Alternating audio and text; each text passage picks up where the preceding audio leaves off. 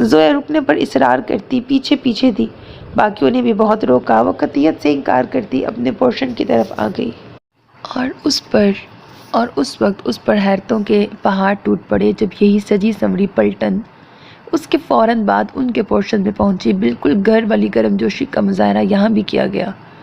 حوریہ سے تائی اور نواسیاں یوں بھنچ بھنچ کر گلے ملیں کہ اسے ہڈیوں کے چٹکنے کا یقین آ گیا۔ بڑا سارا لاؤنج اس فوج کے آ جانے سے چھوٹا پڑ رہا تھا۔ بڑی فرصت سے تائی، بیٹیاں، نواسے، نواسیاں جہاں جہاں جگہ ملی بیٹھ گئیں، جیسے یہیں تو آنا ہو۔ کہیں یہ حوریہ کی سوچ کا دائرہ قدرے وسیع ہوا اور اتنا ہوا کہ اسے چکر سے آنے لگے۔ عمر کے لیے مجھے؟ عمر نے مجھے؟ عمر کی پسند؟ ایک دم سے دماغ پر ہتھوڑے برسے، وہ بیٹھے سے کھڑی ہو گئی۔ کیا ہوا، شرم آ رہی ہے؟ زویا ساتھ چپکی بیٹھی تھی، شوقی سے پوچھا تو ہنسی کے فوارے گونج اٹھے۔ ہاں، اپنوں سے کیسی شرم، بیٹھو بیٹھو، نئی بات نہیں کرنے آئے ہم، سائمہ باجی نے مصنوعی منہ بھلا کر کہا اور زویا نے بازو سے کھینچ کر دوبارہ بٹھا بھی دیا۔ ارے پہیلیاں ہی بجھواؤ گے یا بتاؤ گے بھی؟ یہ منہ کیوں رنگے ہوئے ہیں تم لوگوں نے؟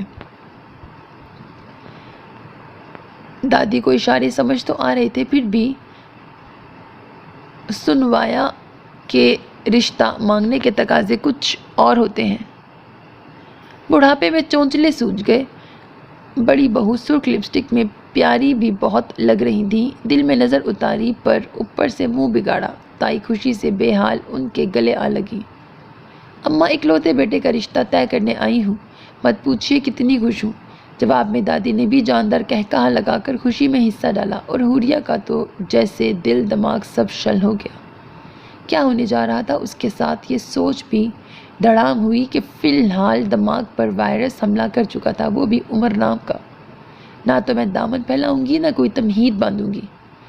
تائی دادی کے پاس سے اٹھ کر بولتی ہوئی حوریہ کے قریب جانے لگی۔ زویا اور ویرا ایک طرف ہو گئیں۔ یہ میری بیٹی ہے، میرے عمر کے لیے بنی ہے، اس لیے میرے ہی گھر آئے گی، کسی نے اعتراض نہیں کرنا۔ تائی نے زرتار سرخ دوپٹہ کھول کر حوریہ کے اوپر ڈال دیا۔ وہ بے حس و حرکت جیسے بیٹھی تھی بیٹھی رہی، گویا بے جان ہو۔ ارے عالمگیر کو تو آنے دو، دادی چیخیں۔ ابو آئے بیٹھے ہیں، میں ابھی لے کے آتا ہوں انہیں۔ موبی کی خوشی کا عالم ہی اور تھا۔ کلانچ مار کے ابو کے اسٹڈی روم تک پہنچا۔ کچھ دیر کے بعد ان کی ویل چیئر گھسیٹتا لا رہا تھا۔ ابو کی ٹانگیں گزشتہ 3 سالوں سے بے جان تھیں، انہیں فالج کے بعد آدھے دھڑ سے معذوری ملی تھی۔ ہو کیا رہا ہے یہاں؟ حوریہ نے باپ کی خوشگوار آواز پر بھی سر نہیں اٹھایا۔ ابو، لگ تو یوں رہا ہے جیسے فلم کا سین ہو۔ تائی رشتہ مانگنے نہیں، اغوا کرنے آئی ہیں۔ خود موبی بے یقین ہو رہا تھا، کیونکہ مجھے یقین تھا مجھے انکار نہیں ہوگا۔ تائی نے بڑا سا لڈو ابا کے منہ میں ڈال دیا۔ عالمگیر، کیا تم میرا مان توڑ سکتے ہو؟ بالکل بھی نہیں بھابھی، حوریہ آپ کی بیٹی ہے۔ میری تو خوش قسمتی ہے کہ میری بیٹی کے نصیب اتنے اچھے ہیں، عمر سے بڑھ کر پیارا اور کون ہوگا؟ پڑھتے مسرت سے ابو کی آواز رند گئی۔ موبی بے ساختہ ان سے لپٹ گیا۔ بس تو پھر بے فکر رہیے، حوریہ میرے لیے میری بیٹیوں سے بڑھ کر ہے، اصل بیٹی ہی یہی ہے، اپنی تو پرائی تھی۔ ایک بالکل غیر روایتی طریقے سے رشتہ طے کر لینے کے بعد روایتی باتیں دلا سے دیے جانے لگے۔ حوریہ نے سر اٹھا کر دیکھنے کی زحمت گوارا نہیں کی۔ ان چمکتے چہروں میں اس کے امی ابو، موبی اور دادی کے چہروں کا بھی اضافہ ہو گیا تھا۔ سب یوں خوش تھے جیسے اس رشتے کے انتظار میں ہی بیٹھے ہوں۔ عمر بھائی خود کیوں نہیں آئے؟ موبی کو اس کی غیر حاضری شدت سے محسوس ہوئی۔ شرما رہا تھا، مشرقی بیٹا ہے نا۔ شارف کے کہنے پر ابو بھی مسکرا دیے۔ بد تہذیب، بڑی آپا نے بیٹے کو چپت رسید کی۔ کہیں جانا تھا اس نے ہمیں البتہ آج کے دن کے لیے پابند کر گیا تھا کہ لازمی جانا حوریہ کو مانگنے۔ بڑی آپا خوشی خوشی بتا رہی تھی۔ امی کی بھی بات بے بات ہنسی پھوٹ رہی تھی۔ حوریہ کا اچانک سے دم گھٹنے لگا۔ کسی فلم کے سین کی طرح طے ہونے والا یہ رشتہ اس کا دماغ بند کر گیا تھا۔ کچھ دیر اور وہاں بیٹھتی تو یا زور زور سے رونے لگتی یا سب پر چیختی، اور چونکہ فی الحال ایسا ٹھیک نہیں تھا سو وہ سرخ دوپٹہ اتارتی سب کے بیچ سے اٹھ کر بھاگتی ہوئی کمرے میں آ گئی۔ شرما گئی۔ دادی نے وہی کہا جو کسی فلم کے سین میں ہیروئن کے اٹھ جانے پہ کہا جاتا ہے۔ اس کے دل کی حالت سے بے خبر یہ محفل کافی دیر تک جمی رہی۔ پہلے اس ڈر سے کہ باہر کوئی سن نہ لے، وہ گٹ گٹ کر روتی رہی۔ پھر جب زویا اور ویرا جانے سے پہلے اس کا دروازہ بجا کر ملنے آئیں اور جواب نہ پا کر واپس چلی گئیں، تب اس نے مچل مچل کر رونا شروع کر دیا، رہ کر اپنی بے بسی اور امی ابو کی جلد بازی پر تاؤ آ رہا تھا۔ کیا وہ اتنی غیر اہم تھی یا عمر اتنے اعلیٰ درجے پر فائز تھا کہ سوچنا سمجھنا بھی ضروری نہ سمجھا گیا؟ جیسا تائی نے چاہا ویسا ہونے دیا گیا۔ بھلے عمر کتنا ہی اعلیٰ ہو، اس سے پوچھ کر فیصلہ کرنا والدین کا فرض بنتا تھا۔ ساری زندگی لاڈ اٹھانے والے زندگی کے اس موڑ پر آ کر کیوں دھوکہ دہی کے مرتکب ہوئے؟ کیوں عمر کو غیبی رشتہ سمجھ کر اہمیت دی گئی کہ بیٹی بھی بھول گئی؟ اس کی کوئی مرضی، کوئی پسند، کوئی خواہش نہیں تھی، یا وہ بھی عمر پر فدا تھی کہ ماں باپ نے پوچھنا بھی گوارا نہ کیا؟ باقاعدہ زور زور سے روتی، ایک طرح سے وہ ماتم کرتی رہی۔ عمر اس کے نزدیک کچھ بھی نہیں تھا، پھر وہ عمر کو اتنا قریبی رشتہ کیسے مان لیتی؟ یہی سوچتے روتے اس کی آنکھ بھی لگ گئی، اور تب کھلی جب امی دروازہ بجا کر کھانے کے لیے بلا رہی تھی۔ حور باہر آؤ، سب نے کھانا کھا لیا، تم نے آج فاقہ کرنا ہے؟ وہ کسل مندی سے اٹھی، کچھ دیر دماغ کو حاضر کرنے میں لگی۔ میں کھا لوں گی، دل تو نہیں چاہ رہا تھا جواب دے، لیکن دے دیا۔ امی وہاں سے چلی گئی تھیں کہ پھر ان کی پکار نہیں ابھری، سر اور آنکھیں حد سے زیادہ بھاری ہو رہے تھے۔ اتنی آسانی سے تو نہیں ہونے دوں گی یہ سب، دونوں بٹیاں سہلاتے وہ سوچے گئی کیا کرنا ہے۔ پھر ایک خیال آنے کی دیر تھی، فوراً بستر سے نیچے اتری، چپل پہنی اور باہر نکل آئی۔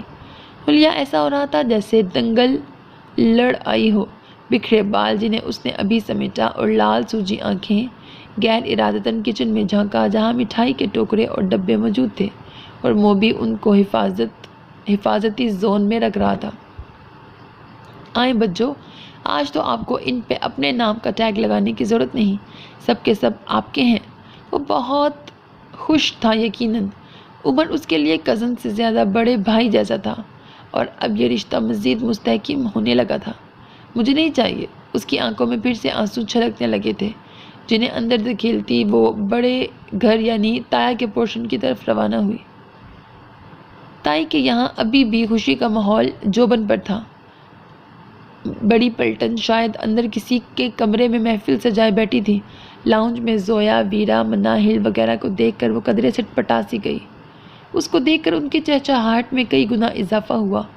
آئی جس عزم سے تھی وہ زویا کی زبان سے حوریہ بھابھی تو باقیوں کی زبانی مامی کا لفظ سن کر بری طرح سے ڈگمگا گیا۔ ہم یہی کہہ رہے تھے، حوریہ بھابھی سے اکیلا نہیں بیٹھا جائے گا وہاں۔ حوریہ کی سٹی چند سیکنڈز تک تو گم رہی۔ نہیں وہ میں، پھر یہ سوچ کر کہ ابھی آر یا پار کر کے لازمی جانا ہے، اس نے کہنے کی ٹھانی، عمر ہے؟ اوہ، سب کی سب مزے سے گنگنائیں۔ حوریہ انگلیاں چٹ کھانے لگی۔ اندازہ ہوا اب پہلے کی طرح عمر عمر کرتی اس کے کمرے میں جانے والی بات ختم ہو گئی تھی۔ بھلے اس کا دل اس رشتے کے لیے راضی نہیں تھا، پر باقی سب کے لیے نئی بات ہو گئی تھی۔ ماموں بالکل ابھی آئے ہیں، جا کر دیکھو سو نہ گئے ہوں۔ مناہل کے تاثرات معنی خیز ہو رہے تھے۔ وہ نظر انداز کرتی عمر کے کمرے تک آئی۔ دروازہ کھلا تھا، وہ بغیر دستک دیے حسب عادت اندر داخل ہوئی۔ عمر کپڑے بدلے سونے کے چکروں میں تھا، اس پر نظر پڑی تو بے ساختہ ٹھٹک گیا۔ حلیے دونوں کے مختلف نہیں تھے، بس یہ تھا عمر کی تھکن پرسکون اور اطمینان غالب تھا۔ عمر کی تھکن پر سکون و اطمینان غالب تھا، اور وہ بے سکون اور اجڑی ہوئی نظر آ رہی تھی۔ عمر کو اندازہ تھا رد عمل کچھ ایسا دیکھنے کو ملے گا۔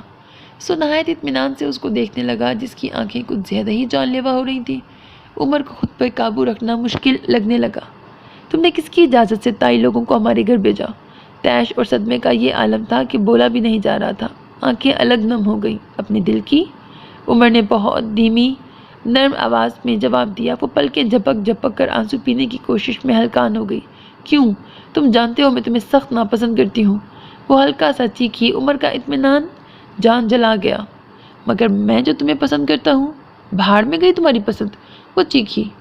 جب تم جانتے ہو میں تمہیں ایز اے کزن برداشت نہیں کر سکتی تو شوہر کیسے مانوں گی؟ تم نے کیوں کی یہ جرت؟ تو مجھے خود کر سمجھ لو۔ عمر کا بس نہیں چلا، اس کے گالوں پر پھیلتے آنسو اپنی ہتھیلیوں میں جذب کر لے، مگر کیا کرتا کہ فی الحال بس یہی اپنے بس میں نہیں تھا۔ تم اس رشتے سے انکار کر دو، تائی کو منع کر دو، وہ آنسو پوچھتی انگلی اٹھا کر قطعی لہجے میں بولی۔ میں کیوں کروں؟ عمر نے آنکھیں سکیڑی۔ میں نے اپنی پسند سے رشتہ بھیجا ہے، میں کیوں انکار کروں؟ تمہارے نزدیک صرف اپنی پسند اہم ہے، یہ نہیں کہ میں تم کو ناپسند کرتی ہوں۔ وہ دبی دبی آواز میں چیخی تھی۔ کہا نا تم مجھے خود غرض سمجھ لو، عمر نے ان جان لیوا آنکھوں میں دیکھ کر کہا تھا جن میں یہ سننے کے بعد شعلے سے لپکنے لگے تھے۔ وہ تو تم ہو خود غرض، غاصب، منافق، اپنے فائدے کے لیے اپنوں کا خون چوسنے والے۔ ایک دم سے وہ بھڑکی تھی۔ تم نے خود کیوں نہیں انکار کر دیا؟ کوئی جبر کر رہا تھا تم پر؟ کر دیتے انکار، حق تھا تمہارا۔ تمہاری ماں نے ایسی مہلت دی ہوتی تو کرتی نا۔ ہو نا سب کے سب ایک جیسے، اپنی منمانے والے، کمتر کو روندنے والے، ڈومینیٹڈ، جان بوجھ کر سب سے رشتہ جوڑا، ساری زندگی دبا کر رکھنے کے لیے، حکم چلانے کے لیے۔ عمر نے روکا نہیں۔ وہ بولنے پہ آئی تو کیا کچھ نہیں بول گئی۔ عمر ہونٹ بھینچے بغور اسے دیکھتا رہا اور سنتا رہا۔ نہ نظروں میں تعصب ابھرا، نہ خشونت، نہ رعونت، بلکہ محبت بھرا نرم تاثر مزید بڑھ گیا۔ دل کر رہا تھا خود سے لگا کر اس کے سارے گلے شکوے، تانے، وہم اپنے اندر سمو لے اور اس کو سکون و محبت سے مالا مال کر دے، مگر ضبط کیے کھڑا رہا کہ یہ چنگاری کو مزید ہوا دینے کا باعث ہوتا۔ مگر میں ایسا نہیں ہونے دوں گی، میں تم سے کبھی شادی نہیں کروں گی۔ کچھ توقف کے بعد لمبی لمبی سانس لے کر خود پر قابو پاتے ہوئے یہ کہا اور جانے کے لیے مڑی۔ اپنے انکار کی کوئی سالڈ وجہ بھی بتانا سننے والوں کو، مجھے لولا، لنگڑا، اندھا، کانا، کچھ بھی ثابت ضرور کرنا۔ عمر نے نہایت سنجیدگی سے کہا تھا۔ وہ جاتے جاتے پلٹ آئی۔ تم چاہے آب زمزم سے بھی دھل آؤ، میں تم سے شادی نہیں کروں گی، چبا چبا کر کہتی وہ زور سے دروازہ بند کرتی چلی گئی۔ عمر کو یہ اشارہ دے کر اسے ناپسند کرنے کی کوئی وجہ ہونا لازمی نہیں تھا۔ وہ اسے خوبیوں سمیت ریجیکٹ کر رہی تھی۔ چلو، اس کے جانے کے کافی دیر بعد عمر نے جنبش کی۔ تم اپنی نفرت کے ہتھیار تیز کرو، میں اپنی محبت کے، دیکھتے ہیں جیت کس کی ہوتی ہے۔ وہ پر اعتماد تھا۔ سو بے فکر سائٹ پر گر گیا۔ جو خواب دیکھنے تھے ان کا تو ابھی ابھی حوریہ بھڑکس نکال گئی تھی۔ فی الحال نیند آ جاتی غنیمت تھا۔ اس دن عمر کے منع کرنے کے باوجود وہ کالج میں تھی۔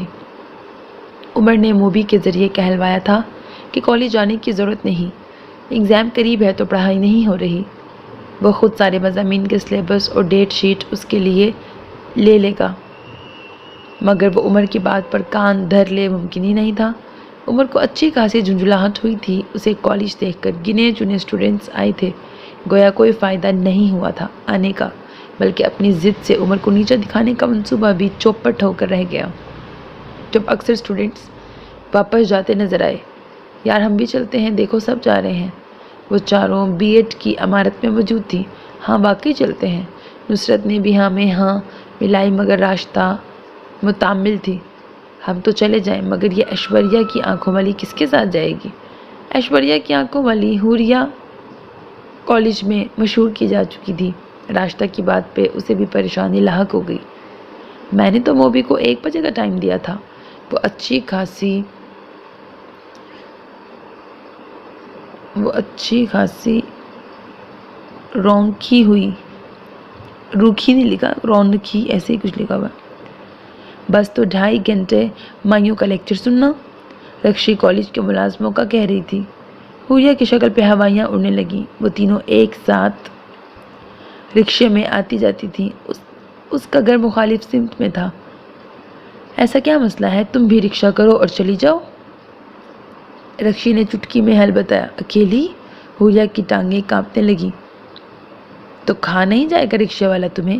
اکیلی لڑکیاں کہاں کہاں کا سفر نہیں کرتی اور یہ کالج سے گھر تک نہیں جا سکتی؟ رکشی منٹوں میں طبیعت صاف کر دیتی تھی۔ ہر کوئی تمہاری طرح سورما نہیں ہوتا۔ راستہ نے بھی حساب برابر کیا۔ بس تو پھر انتظار کرے بھائی کا۔ رکشی برا مان گئی۔ میں اکیلے کیسے؟ حوریہ کی جان پہ بن گئی۔ اچھا ایسا کرتے ہیں، کسی سر سے کہتے ہیں فون کرنے کا، تم موبی کو بلوا لو۔ نفرت کا مشورہ برا نہیں تھا، وہ فوراً مان گئی۔ اس نے اور نصرت نے نقاب ٹھیک کیا اور چاروں اپنی عمارت کی طرف واپس آ گئیں۔ پرنسپل روم تو لاک ہے۔ حوریہ کی فکر میں اضافہ ہو گیا۔ سٹاف روم تو کھلا ہے۔ چاروں تیز قدم اٹھاتی ادھر چل دیں اور قبل اس کے کہ خود اندر جاتی عمر اچانک ہی باہر آ گیا۔ اچٹتی نظر حوریہ پہ ڈال کر وہ جانے ہی لگا تھا کہ راشدہ نے پکارا، سر سر پلیز۔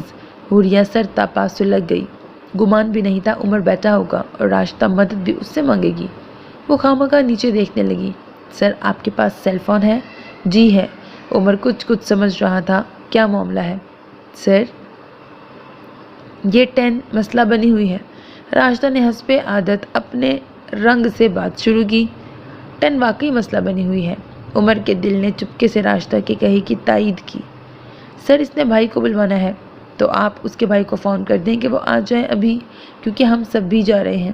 عمر نے بے ساختہ کچھ جتلاتی نظروں سے اسے دیکھا۔ وہ ابھی بھی نیچے کہیں دیکھ رہی تھی۔ آج یہی ہونا ہے، عمر کو یقین تھا۔ اس وقت وہ محض اس کی خاطر رکا ہوا تھا کہ سہیلیوں کے چلے جانے کے بعد اسے اپنے ساتھ جانے پر آمادہ کر لے گا۔ یہ موبی کو فون کرنے کی بیچ کی راہ دماغ میں نہیں آئی تھی۔ عمر سے بات کر لینے کے بعد وہ چاروں اپنی کلاس روم میں آ کے بیٹھ گئیں۔ جب تک موبی آ نہ جاتا ان تینوں نے بھی نہیں جانا تھا۔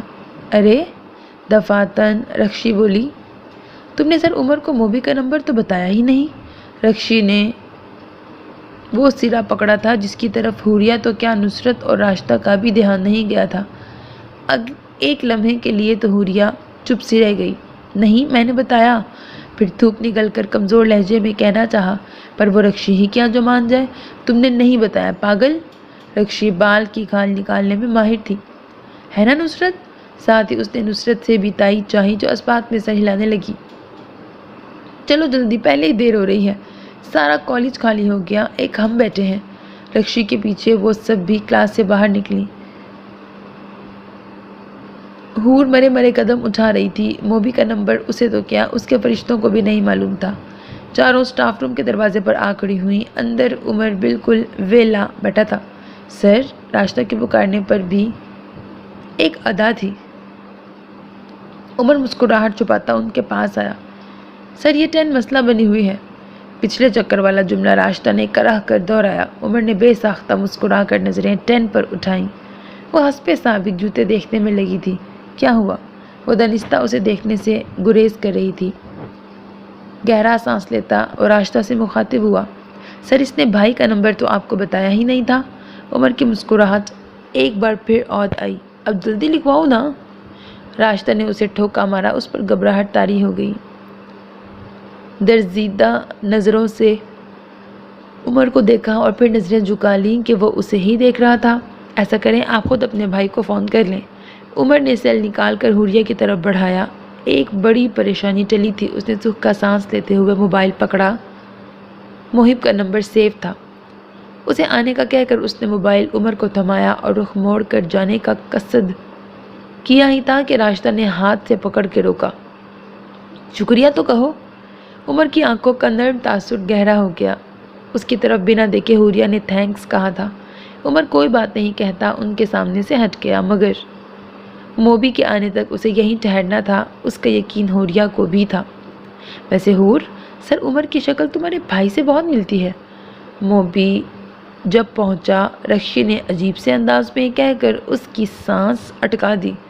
وہ جلدی جلدی اللہ حافظ کہتی موبی کے پیچھے بائک پہ جا بیٹھی۔ رکشی نے بڑے غور سے دیکھا، عمر کی گاڑی ان کی بائک کے پیچھے سٹارٹ ہوئی تھی۔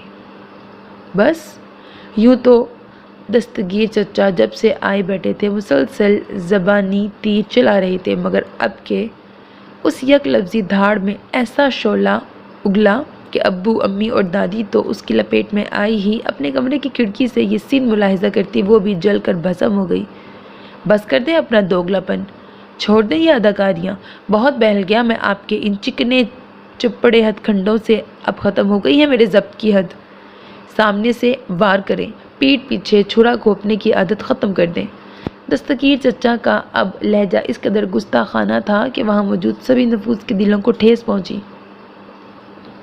تم کیا کہہ رہے ہو دستگیر؟ دادی کا گلا رند گیا۔ نامعلوم وہ کیسے برداشت کیے بیٹھی تھی۔ حوریہ کو تو پکا یقین تھا اب کہ تب ان کے حواس ضرور چھوڑ دیں گے۔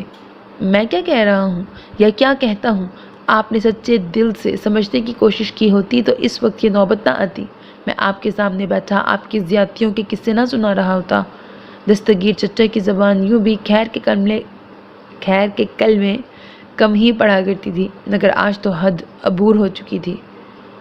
سر شام جب وہ یاسمین چچی کو سنگ لیے گھر میں داخل ہوئے، دادی سے سر کی مالش کرواتی حوریہ ان کو دیکھتے ہی کھٹک گئی تھی۔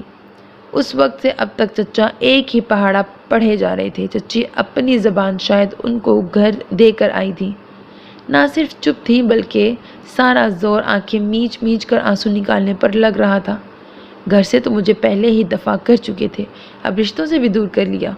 آپ کو کسی نے گھر سے نہیں نکالا تھا دستگیر بھائی، آپ اپنی مرضی اور خوشی سے الگ ہوئے تھے۔ یقیناً ابو نے نہایت کوشش کے بعد تلخی چھپا کر احتراماً جو سچ تھا وہ کہا، مگر سچ بھی کبھی برداشت ہوا ہے؟ مجبور ہو کر الگ ہوئے تھے۔ ماں باپ کی توجہ نہ، بھائی بھابھیوں کا پیار، اپنا ہوتے ہوئے بھی غیروں جیسا ستیلوں جیسا رویہ رکھا تھا۔ میں اور میری بیوی علیحدہ رہ سکتے تھے مگر بچے نہیں۔ صرف ان کی وجہ سے یہ انتہائی قدم اٹھایا کہ چلو دوری اہمیت بڑھا دے گی، پر یہاں پر تو شکرانے پڑھے گئے۔ ہمیشہ ہمیشہ کے لیے ہمیں دودھ کی مکھی سمجھ کر نکال دیا گیا۔ دستگیر چچا کے الفاظ نہیں، چنگاریاں تھیں جو آنکھوں میں پڑ رہی تھیں۔ ایسا کچھ بھی نہیں ہے میرے چاند، کیوں تم نے اپنے اندر یہ زہر بھر لیا ہے؟ کیوں تمہیں میں اور اپنے بھائی اپنے دشمن نظر آتے ہیں؟ اسی لیے کہ آپ ہیں ذمہ دار، آپ ہیں فساد کی جڑ، اولاد میں فرق رکھنے کی گناہ گار، بہت زیادہ ہو چکی ہیں۔ دادی چہکو پہکو رونے لگی۔ خنجر کے جیسے الفاظ ان کے دل میں کھب کر لہو لہان کرتے جا رہے تھے۔ وہ کیوں کر نہ تکلیف محسوس کرتی؟ آپ کو کیوں یہ وہم ہو گیا ہے ہم آپ کو غیر سمجھتے ہیں؟ کیوں آپ اتنے زہریلے ہو رہے ہیں؟ آپ کو آپ کا حق جو بھی ہے نفع کے ساتھ ملتا ہے، پھر کیا بات آپ کو اکساتی ہے؟ میرا حق؟ دستگیر چچا نے استہزائیہ چھوٹا سا کہکہا لگایا۔ میں کوئی بچہ نہیں ہوں جو لالی پاپ سے بہل جاؤں اور دکان تم دونوں کے حوالے کر دوں۔ دکان سے مطلب زمین جائیداد تھا۔ ابو بری طرح سے جزبز ہوئے۔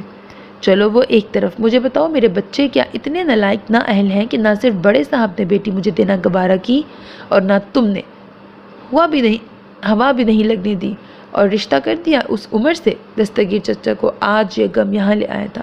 بڑے صاحب وہ تایا کو کہہ رہے تھے، حالانکہ کتنی بار میں سنوا چکی تھی کہ حوریہ کو میں اپنے رافع کے لیے، یہاں تک کہہ کر چچی نے با آواز بلند رونا شروع کر دیا۔ امی اور دادی ہی نہیں، حوریہ کے بھی حواس ڈھیلے پڑنے لگے۔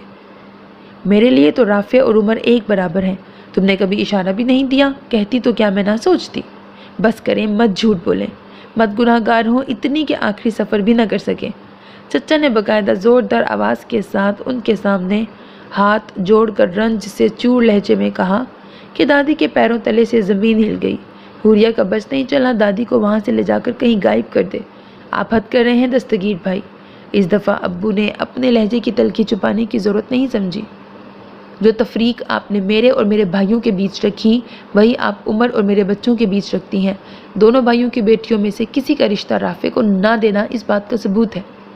زویا کہا، جب تم نے مانگا تب اس کا رشتہ طے ہو چکا تھا اور حوریہ کے لیے بھی تم نے کبھی خواہش ظاہر نہیں کی۔ مجھے الہام ہوئے تھے جو میں عمر کو نہ کرتی اور تم کو ہاں۔ رونے کی بجائے دادی سے بولنا بھی مشکل ہو رہا تھا۔ امی کے منع کرنے کے باوجود بھی وہ تیز لہجے میں بولتی گئیں کہ غلط سنتے سنتے سماعتیں درد کرنے لگی تھی۔ یوں کہے نا، عمر آسمان اور میرا بیٹا زمین۔ بلاخر چچی کا جذباتی سین اختتام کو پہنچا۔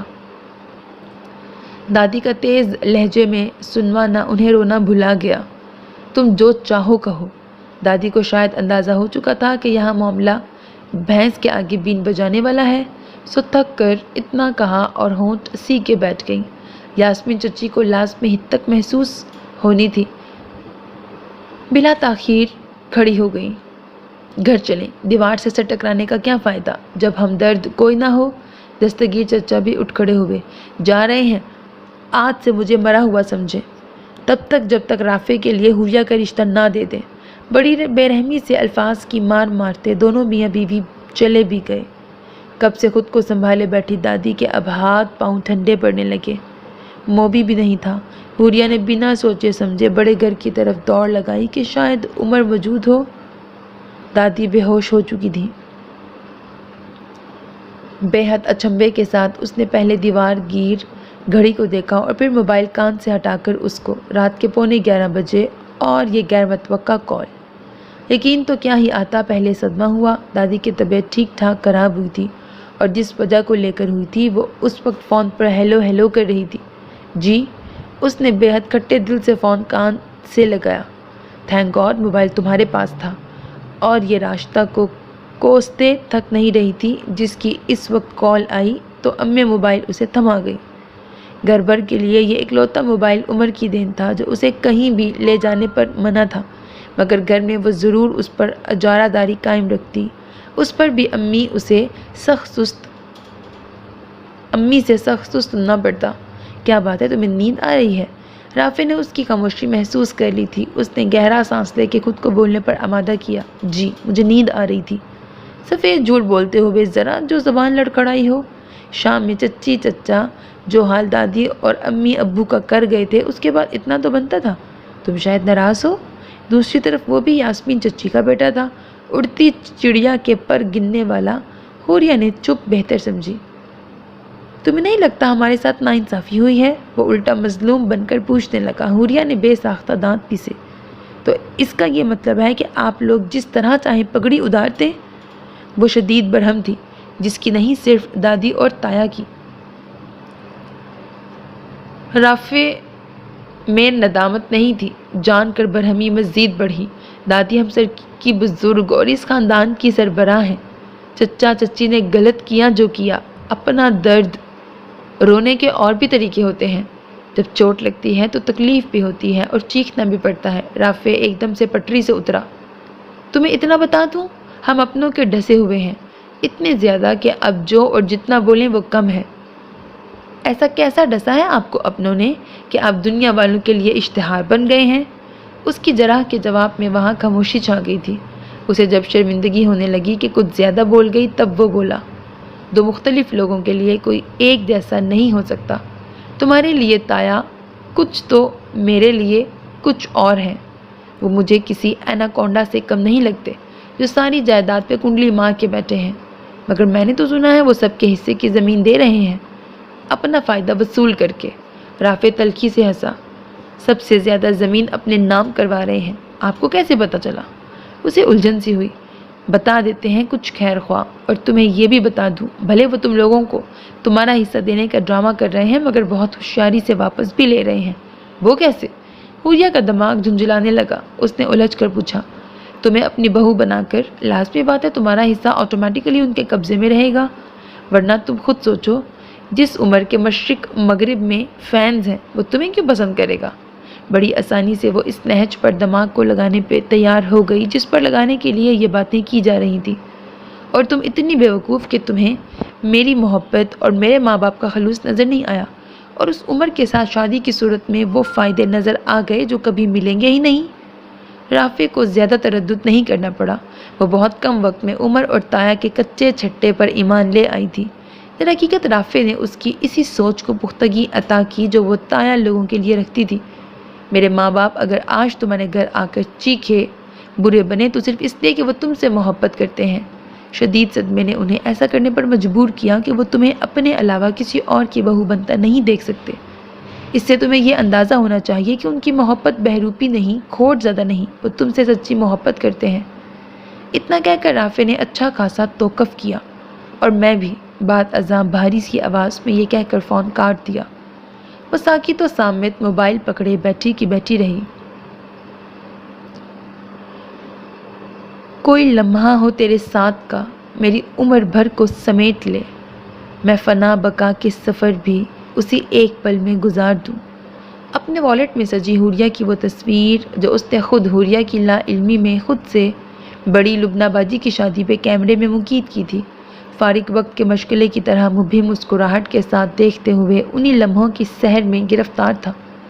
जहन के पर्दे पर कोशिश के बावजूद भी कोई ऐसा खसूसी वाक़या नमूदार नहीं होता था जिससे ये ज़ाहिर हो कि हुरिया उसे तब से अच्छी लगने लगी थी। हुरिया जैसी आज थी वैसी बचपन में थी, झुंझुलाई, चिड़चिड़ी, गुस्सीली, नकचिड़ी और ज़िद्दी। शक्ल पर हमा वक्त 12 का घंटा बजाती। बहुत बचपन से ही वो उसका मजाज आशना हो गया था। وہ منہ سے نہیں کہتی تھی مگر اس کا ہر عمل بتاتا کہ وہ عمر سے اور اس کو ملنے والی اہمیت سے بھی دکتی ہے۔ کچھ اس میں امی کے اس رویے کا بھی عمل دخل تھا جو وہ اس کے ساتھ روا رکھتی تھی۔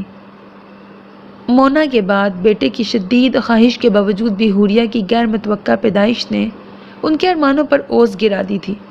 سو بیٹی ہوتے ہوئے مونا کو پہلی اولاد ہونے کا جو اعزاز اور درجہ ملا تھا وہ اس سے محروم رہی۔ یہ الگ بات تھی کہ ابو اور باقی گھر والوں کی وہ چہیتی تھی، مگر ہاتھ کا چھالا والی بات جو عمر کا نصیب تھی وہ اس کے حصے میں نہیں آئی۔ نتیجتاً ہر گزرتے دن کے ساتھ عمر اسے کھٹکنے لگا۔ عمر کا رتبہ وہ چھیننے کے قابل نہیں تھی، مگر دوسری حرکتوں سے اس نے اپنے آپ کو نمایاں ضرور کر دیا۔ تب گھر کا ایک چولہا ہوتا تھا، گھر میں رافع بھی تھا، اولاد نرینہ، مگر عمر 8 بہنوں کے بعد آیا تھا اور خدا کی کرنی اس کے بعد زویا پیدا ہوئی۔ یوں 9 بہنوں کا اکلوتا بھائی ہونے کی وجہ سے جس گدی پر وہ بیٹھا اس پر رافع بھی نہ بیٹھ سکا۔ عمر صرف اپنے ماں باپ کا نہیں، حوریہ کے امی ابو کا بھی آنکھ کا تارا تھا۔ نہیں تھا تو حوریہ کا یا پھر یاسمین چچی کا، جو گلے اس کو عمر کے حوالے سے ہوتے وہی یاسمین چچی واش کاف سنوایا کرتی۔ یاسمین چچی تب سے اس کی پسندیدہ ہوئی۔ اسے عمر کی ہر شے پر قبضہ جمانے کی خواہش ہوتی۔ محض اس کے چہرے پر مسکراہٹ کی ہلکی سی جھلک دیکھنے کی آس میں عمر کیا کچھ نہیں خود بخود اس پر قربان کر دیتا، مگر وہ عمر سے ہتھیانے کے بعد اس کھلونے یا کھانے کی چیز کا حشر نشر کر دیتی، اپنے پاس نہیں رکھتی تھی۔ اس کی اپنی دل جلانے والی حرکتوں اور اس غصیلی شکل کی وجہ سے وہ بھی ضد میں آنے لگا، جان بوجھ کر اسے تنگ کرتا، اپنی اہمیت کو کیش کراتا۔ اسے خود بھی نہیں پتہ چلا اس کا دل آیا بھی تو کہاں۔ حوریہ کے ماتھے کی تیوریوں، سکڑی ہوئی بھووں اور ہمہ وقت ناراضگی میں ڈوبی سرسبز آنکھوں پر جو ہمدردی بچپن میں اسے چیختے چلاتے روتے دیکھ کر امڑتی تھی، وہ محبت میں بدلی تو اسے وہ پیاری سی اسی روپ میں لگنے لگی، وہ پیاری ہی اسی روپ میں لگنے لگی، کاٹ کھانے کو لپکتی، پنجے جھاڑتی۔ بچپن میں وہ خود کو دی جانے والی اہمیت کا مداوا کرتا تھا، جبکہ اب جان بوجھ کر ایسے موقع تلاش کرتا جس سے وہ ضد ہو کر قتل کرنے تک آ جائے۔ یہ یقیناً محبت کا نرالا انداز تھا، اور اب وہ الٹا کھڑا ہو کر بھی اس کو اپنی محبت کا یقین دلاتا اسے کبھی نہیں آنا تھا۔ میں کہہ رہی ہوں آپ رافع بھائی کو ہاں کہہ دیں، میں عمر سے شادی نہیں کروں گی۔ اس کے فرمودات یوں بھی سکون کا باعث نہیں بنتے تھے، مگر اس وقت کا ارشاد حقیقتاً زلزلہ لے آیا۔ سب سے پہلا کام مونا نے لاؤنج کا داخلی دروازہ بند کرنے کا کیا۔ کم از کم بڑے گھر والے تو اس زلزلے سے محفوظ رہیں۔ تم ہوش میں تو ہو؟ امی نے نہ صرف دانت پیس کر گراہٹ نکالی بلکہ آگے بڑھ کر زناٹے دار تھپڑ بھی دے مارا۔ دادی پر کب کبھی طاری ہونے لگی تھی۔ پیاری پوتی کے یہ تیور ناقابل برداشت ہو رہے تھے۔ ارے خالہ جان کیا غضب کرتی ہیں، ایسے معاملات یوں تھوڑی سنبھالے جاتے ہیں۔ ذکی بھائی نے آگے بڑھ کر امی کو مزید حملے سے باز رکھا، ورنہ وہ جب بپھری ہوتی قابو میں آنے کا نام نہیں لیتی تھی۔ مجھے مت روکو ذکی، مجھے پوچھنے دو، یہ خناس اس کے دماغ میں بھرا کس نے ہے؟ ایسی کون سی گولی یاسمین بھابھی اور رافع نے اس کو کھلائی کہ یہ ان پر ایمان لے آئی؟ آپ لوگوں نے یہ خناس بھرا ہے۔ بنا ڈرے گھبرائے وہ نڈر بن کر یوں بولی کہ دادی اور امی کے ہاتھ پیر ٹھنڈے کر گئی۔ جانور سمجھ لیا تھا جو بنا پوچھے جس کھوٹے سے دل چاہا مجھے باندھنے پر آ گئی، بیٹی نہ صحیح انسانی سمجھ لیتی۔ حوریہ، دادی بے جان ہونے لگی۔ حوریہ، جبکہ مونا نے بولنے کے ساتھ ہی ایک تنبیہی چپت بھی رسید کی تھی۔ موبی بھی متاثرین زلزلہ میں شامل منہ کھولے اسے دیکھ رہا تھا۔ ایک ابو تھے جو اس وقت باہر اپنے اور تایا ابو کے مشترکہ مردان خانے میں بیٹھے تھے۔ اندھی تھی، گونگی بہری تھی کیا، یا عمر میں ہیرے لگے ہوئے ہیں جو آپ کی طرح مجھے بھی لبھا جاتے؟ نہیں، کبھی بھی نہیں، میں بھی انسان ہوں، میری بھی زبان ہے، ایک بار مجھ سے پوچھ تو لیتے۔ مجھے چھوڑو ذکی، مجھے جانے دو، میں جانتی ہوں اس کی زبان، میں دیکھتی ہوں اس کو، نکالتی ہوں اس کی بے حیائی۔ کیوں؟ شدت غم سے وہ پھٹ پڑی۔ ایسا کیا کہا ہے میں نے؟ اپنا حق استعمال کرنا بے حیائی ہوتی ہے؟ یہ بات نہیں ہے گڑیا، تم صرف یہ بتاؤ عمر میں کون سی برائی ہے؟ گھر کا لڑکا ہے، آنکھوں کے سامنے پلا بڑا ہے، سب سے بڑھ کر اپنے بیٹے جیسا ہے، اس سے زیادہ اور کیا ڈیمانڈ ہوتی ہے؟ ذکی بھائی کے منہ سے عمر کی سال خوردہ جملہ خوبیاں سن کر وہ پہلے سے زیادہ دل ملائی۔ میں صرف ٹوٹے ہوئے خاندان کو جوڑنا چاہ رہی ہوں۔ رافع بھائی سے شادی کے بعد سارا خاندان ایک ہو جائے گا۔ ٹھہر تو، امی نے چپل اٹھا لی تھی۔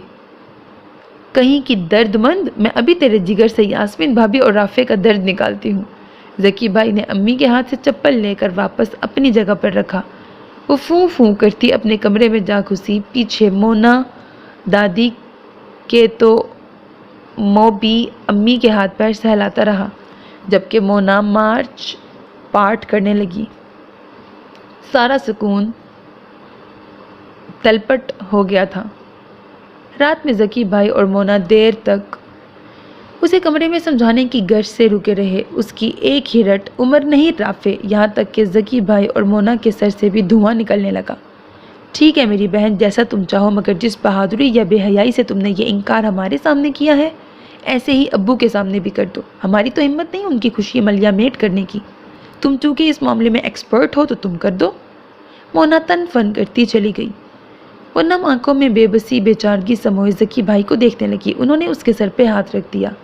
ضد میں آ کر نہیں، ہوش میں رہ کر فیصلہ کرو۔ کوئی تمہاری مرضی کے خلاف نہیں جانے والا۔ وہ کمزور سی تسلی دیتے کمرے سے نکلے تو وہ پھوٹ پھوٹ کر رو دی۔ کوئی سمجھ ہی نہیں رہا تھا اس کی بات۔ وہ کیسے کسی ایسے شخص کے ساتھ زندگی گزارنے پر راضی ہو جاتی جس کی دلی تمنا ہی اس کو نیچا دکھانے کی تھی، اور واقعی اس کی تمنا پوری ہو جاتی اگر وہ گھر والوں کے سامنے گونگی بہری بنی رہتی۔ مگر زندگی بھر کا سوال تھا۔ اسے بھی اپنی انا عزیز تھی، اپنا وقار پیارا تھا۔ وہ تمام عمر کے لیے ان کو داؤ پر نہیں لگا سکتی تھی، سو انکار تو کرنا ہی تھا۔ معاملہ گڑبڑ ہے۔ اس کا پہلا اشارہ عمر کو اس شام ملا جب وہ دوسرے سیمسٹر کے پرچوں کے لیے کمپیوٹر سمیت تمام مضامین کے گیس لے کر اس کے سامنے آیا، اور اس کی توقع کے برعکس حوریہ نے وہ کاغذ پڑھے بنا پرزے پرزے کر دیے۔ ایک لمحے کو تو وہ سکتے میں آ گیا۔ اپنے فائدے کے لیے وہ گدھے کو باپ بنانے والوں میں سے تھی۔ پھر آج جب وہ اس کا اتنا بڑا مسئلہ بن کہے حل کر رہا تھا، اس نے کسی لائق ہی نہیں جانا۔ کاغذ پرزے پرزے کرنے کے بعد اپنی دلکش آنکھوں میں غرور بھرے جتلاتے انداز میں اسے یوں دیکھنے لگی جیسے کہہ رہی ہو، اب بولو۔ عمر نے فی الفور حیرت و الجھن پہ پردہ ڈالا اور بے حد شوخ و شریر نظروں اور مبہم اور دل فریب مسکراہٹ کے ساتھ اسے یوں دیکھنے لگا جیسے کہہ رہا ہو، یوں ہے تو یوں ہی صحیح، اور اس وقت تک لطف لینے کے انداز میں دیکھتا رہا جب تک وہ خود زچ نہ ہو گئی۔ اپنی عنایتیں اپنے پاس رکھو، کسی اور کے کام آئیں گی۔ جھنجھلاہٹ چھپاتے ہوئے دانت پیس پیس کر یہ کہا۔ عمر نے ہنوز مسکراتے ہوئے ہلکا سا سر خم کر کے گویا مشورہ قبول کیا۔ اس کے تو سر تاپا آگ لگ گئی، تن فن کرتی وہاں سے ہٹ گئی تھی۔ ابھی اس اشارے کی چبھن باقی تھی کہ اس نے کالج ٹرپ کے ساتھ جانے کا شوشہ چھوڑ دیا۔ کوئی ضرورت نہیں ہے، کون سا مری کا گان لے کر جا رہے ہیں، اور جیسے بڑا سٹینڈرڈ کا ٹرپ ہوگا نا۔ عمر نے کھل کر اعتراض کیا تھا، تم کون ہوتے ہو مجھے منع کرنے والے؟ اس کے گھر میں اس کی امی کے سامنے یوں استحقاق سے منع کرتا عمر اسے زہر لگا۔ ہورا، تمیز سے رہو۔ امی کو اس کی بدتمیزی تاؤ دلا گئی۔ کیوں؟ میں کہہ رہی ہوں نا میں جاؤں گی، یہ کون ہوتا ہے مجھے روکنے والا؟ خود اپنی یونیورسٹی ٹپس کے مشورے ہم سے لیتا تھا کیا؟ وہ واقعی بدلحاظ ہو رہی تھی۔ امی کو بہت شدت سے محسوس ہوا، اس یونیورسٹی اور اس کالج میں بہت فرق ہے، نام اور معیار اور اسٹوڈنٹس کا بھی۔ مت بھولو اس کالج میں میرا داخلہ تایا ابو نے کروایا ہے، اس کا سٹینڈرڈ تم سے بہتر ان کو معلوم ہے، اور اچھی دھوس ہے، ساری کلاس آ رہی ہے، مجھے روکا جا رہا ہے، میں کیوں ڈوبوں؟ عمر ہونٹ بھینچ کر اس کا یہ جارحانہ رویہ دیکھتا رہا۔ کوئی وجہ ہوگی تو عمر منع کر رہا ہے نا۔ اماں بہت ضبط سے کام لے رہی تھیں۔ کوئی وجہ نہیں سوائے اپنی اہمیت جتانے کے، اور میں کہہ رہی ہوں میں تایا کے پاس چلی جاؤں گی۔ اور اس بات کا تو عمر کو بھی یقین تھا، تایا اسے منع کرنے والی نہیں۔ یوں اس نے عمر کی ضد میں بریکٹ کم از کم عمر کو ایسا لگا آ کر ٹرپ کی فیس بھی جمع کروا دی۔ یہ دکھ ابھی ہلکا نہیں ہوا تھا کہ اس دن چھٹی ٹائم کالج گیٹ پر رافع کو دیکھ کر عمر کھٹک سا گیا۔ اصل دھچکا تب لگا جب حوریہ اس کے ساتھ فرنٹ سیٹ پہ بیٹھ کر یہ جا وہ جا بھی ہو گئی۔ پہلی بار صحیح معنوں میں اسے حوریہ کا یہ عمل غصہ اور تکلیف بیک وقت دے گیا۔ تا دیر وہ اس منظر کی جلن محسوس کرتا رہا۔ حوریہ شام میں گھر واپس آئی تھی۔ اس دوران وہ کئی چکر تو اس کے پورشن کے لگا آیا تھا۔ پہلے کی طرح دستگیر کے گھر جا کر اسے واپس لانے کا بھی سوچا، مگر نہ جانے کیوں کچھ نیا انوکھا لگ رہا تھا۔ حوریہ کے جس قسم کے تیور ہو رہے تھے اس نے لازمی ساتھ آنے سے انکار کر دینا تھا، سو یہ حد تک سہنے سے بہتر اس نے انتظار کرنا سمجھا۔ اور ابھی وہ اس کے پورشن میں باز پرس کی گرج سے جانے کا سوچ ہی رہا تھا کہ وہ خود آ گئی۔ زویا کہاں ہے؟ لاؤنج میں موجود نوفل اور عمر پہ اچٹتی نظر ڈال کر وہ یہاں وہاں یوں دیکھنے لگی جیسے دیواروں سے پوچھ رہی ہو۔ عمر نے بے ساختہ مٹھیاں کھولیں اور بھینچی۔ وہ بڑی لاپرواہ اور بے نیاز نظر آ رہی تھی۔ ہم یہاں ہیں۔ زویا کچن سے چائے اور سنیکس لیے برآمد ہوئی۔ آپ فارغ ہو گئی؟ سنا ہے بڑی سیریں کرنے گئی تھی۔ ہاں، میں یاسمین چچی کے گھر گئی تھی۔ وہ جیسے جان بوجھ کر عمر کو جلانے کے موڈ میں تھی اور وہ واقعی جل گیا۔ تم رافع کے ساتھ کیوں گئی تھی؟ وہ اس کے سامنے آ کھڑا ہوا۔ حوریہ نے حسب عادت بھویں سکیر لی۔ تم سے مطلب؟ وہی بدلحاظ اور چابک مارتا لہجہ۔ مجھے تم کالج میں انٹروڈیوس نہیں کرا سکتی اور رافع کے ساتھ بیٹھ کر چلی گئی۔ آج تمہاری پارسائی پر حلف نہیں آیا تھا؟ دانت بھینچ کر اس نے یہ سب کہا تھا۔ نوفل اور زویا ہونکوں کی طرح بیٹھے تھے۔ نوفل چھوٹی آپا کا بیٹا تھا۔ شٹ اپ، وہ پھنکاری تھی۔ یو شٹ اپ، وہ اس سے بھی زیادہ زور سے گرجا۔ تم میرے ساتھ کالج آنا جانا گوارا نہیں کرتی؟ وہاں مجھے اپنا کزن بتانے پر تمہیں تکلیف ہوتی ہے، اور رافع؟ بس چپ۔ ہاتھ اٹھا کر وہ اس زور سے چیخی کہ نوفل اور زویا بھی کانپ گئے۔ عمر بدستور شدید ترین ناگواری اور ناراضگی کے ساتھ اسے دیکھتا رہا۔ رافع رافع رافع، ایسا کون سا گناہ کر دیا میں نے اس کے ساتھ جا کر؟ تم ہوتے کون ہو مجھ سے پوچھ گچھ کرنے والے؟ کزن ہے وہ میرا، چچی کے گھر گئی تھی میں۔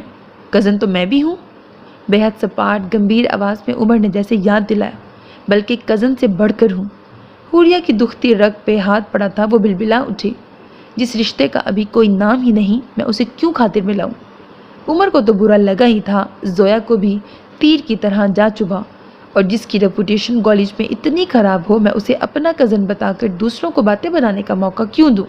اب کہ زویا کی ہمت جواب دے گئی، تم حد سے بڑھ رہی ہو۔ بھائی جوان بہنوں کے لیے اول آخر تھا۔ بھائی جو ان بہنوں کے لیے اول آخر تھا، اس کی بے عزتی کوئی یوں بلا وجہ کر دے کہاں برداشت ہوتا تھا۔ نوفل تک سن ہوا بیٹھا تھا۔ کیا کیا ہے میں نے؟ زویا کے غصے کو نظر انداز کر کے عمر سنجیدگی سے پوچھنے لگا۔ ایک لمحے کو تو وہ گڑبڑائی، مگر پھر شروع ہو گئی۔ جان بوجھ کر لڑکیوں سے فری ہوتے ہو، ان سے باتیں کرنے کے موقع ڈھونڈتے ہو، ان کے پرسنلز تک جاتے ہو، اسی لیے تو اس جاب سے چمٹے ہوئے ہو۔ کسی تھرڈ کلاس کی طرح لڑکیوں کی کمپنی میں رہنے کے شوقین۔ فاریہ اور نگت کو جن نظروں سے دیکھتے ہو پوری کلاس واقف ہے۔ سبق دیتے ہو مجھے پارسائی کیا؟ اپنا کردار چاہے جتنا کیچڑ میں خراب ہو، چپ ہو جاؤ ورنہ میں مار دوں گا۔ ایسی سرد برفیلی آواز اور غضبناک ہوئی آنکھیں۔ حوریہ فوراً چپ ہوئی تھی۔ عمر کی آنکھوں سے غصہ ناراضگی ایک ساتھ آیا تھا۔ وہ کچھ گڑبڑا کر یہاں وہاں دیکھنے لگی۔ اٹس ٹو مچ حوریہ یار، کب سے چپ بیٹھے نوفل نے آہستگی سے کہا۔ اسے ایک دم سے لگا ماحول گمبھیر ہو گیا ہے۔ عمر کی نظروں کا غصہ تعصب اور پھر دکھ میں بدل گیا۔ وہ اسے انہی دکھ بھری نظروں سے دیکھتا لمبے لمبے ڈگ بھرتا وہاں سے چلا گیا۔ کتنی دیر تک وہ ہل بھی نہ سکی۔ پھر خیال آنے پر کہ زویا سے کام تھا، وہ قدرے نادم سی اس کی جانب مڑی۔ وہ زویا کی ناراضگی اس کے پورے وجود سے ظاہر تھی۔ وہ اس سے ہاتھ چھڑواتی بھاگتی ہوئی اپنے کمرے میں گھس گئی۔ نوفل کی موجودگی میں اپنے کہے کا یہ رد عمل وہ بری طرح سے پشیماں ہوئی۔ یار اتنا تو بنتا ہے نا؟ نوفل نے جیسے اسے آئینہ دکھانا چاہا۔ وہ بھاری دل اور قدموں کے ساتھ لوٹ آئی، اور پھر عمر نے وہ کیا جو اسے آج یا کل کرنا ہی تھا۔ حوریہ کے لیے اپنے پیروں پر کلہاڑی مارنے والی بات ہوئی۔ کیا ضروری تھا وہ پنجابی فلموں کے ولنوں جیسے کرتوت دکھا کر عمر کو اتنا تیش دلاتی کہ انجام کار آج کا دن ہوتا؟ جب کہیں امان ہی نہیں مل رہی تھی۔ حالت یوں تھی کہ منہ سے نہ آہ نکل رہی تھی اور نہ سانس۔ جو واویلا ذرا سی سن گن ملنے پر کیا تھا، اب وہ تو کیا خالی چوں کی آواز نکالتے ہوئے بھی دل سہم رہا تھا کہ اسے واویلے کے نتیجے میں موبی بلا جھجک عمر کو پکڑ کر اس کے سامنے لے آیا تھا۔ اتنا کچھ ہونے کے بعد بھی دم خم باقی ہے؟ اس نے آتے ہی نہایت سنجیدگی سے طنز کا گولا پھینکا۔ اس سے زیادہ کچھ کیا تو یاد رکھو، جب بیٹھے بٹھائے نکاح کرنے پر آ سکتا ہوں تو رخصتی کی ڈیمانڈ کیوں نہیں کر سکتا؟ یہ برف جیسے الفاظ اور غیرت میں ڈوبا انداز، حوریہ کا دم خم بھربھری مٹی کی طرح بیٹھ گیا۔ تب سے اب تک وہ ڈمی بنی بیٹھی تھی، آنکھیں تھی کہ بار بار پانی پانی ہو رہی تھیں، بھیگی پلکیں صاف کرتے ہاتھ کسی سے پوشیدہ نہیں تھے، مگر لگتا تھا کسی کو اس کی پرواہ تھی ہی نہیں۔ قسم قسم کے کہے، بھانت بھانت کی بولیاں، شور ہنگامہ، ہلہ گلہ، اتنا کہ کان پڑی آواز تک سنائی نہیں دے رہی تھی۔ اس اچانک طے پانے والی نکاح میں باہر کے لوگ بالکل تھے ہی نہیں، پھر بھی عمر کی بہنوں اور ان کے بچوں، مونا کی سسرالیوں کی وجہ سے گھر بھر گیا تھا۔ عمر کا نکاح معمولی بات نہیں تھی، سو خوشی کی حد بھی کوئی نہیں تھی۔ کیا بڑے کیا چھوٹے، سب کو پکڑ پکڑ کر نچوایا جا رہا تھا۔ تائی تو تائی، دادی تک کو نہیں بخشا گیا۔ جب بڑی آپا کھڑی ہوئیں تب سعید چلایا، اچھا بھائی کی شادی پر ڈانس ہو رہا ہے، بیٹی کی شادی یوں بھگتائی جیسے بیٹی رخصت کر رہی ہوں۔ ارے ایک ہی بھائی ہے میرا، روز روز تھوڑی یہ دن آنا ہے۔ آپا بے حد حال تھیں، غرض کوئی تھک ہی نہیں رہا تھا، ایک بیٹھ رہا تھا دوسرا اٹھ رہا تھا۔ اسی دوران آنسو پوچھتی حوریہ کو دیکھ کر کوئی چلایا، دلہن کیوں رو رہی ہے؟ ارے نو نو، نندوں اور ساس کے شکنجے میں جا رہی ہے، روئے نہ تو کیا کرے بیچاری۔ نام کی نندیں ہوں گی، پیار بہنوں والا دیں گی۔ زویا نے لپک کر اسے بھینچ لیا تھا۔ ناراضی اور راضی سب اسی رات ڈھل گئے تھے۔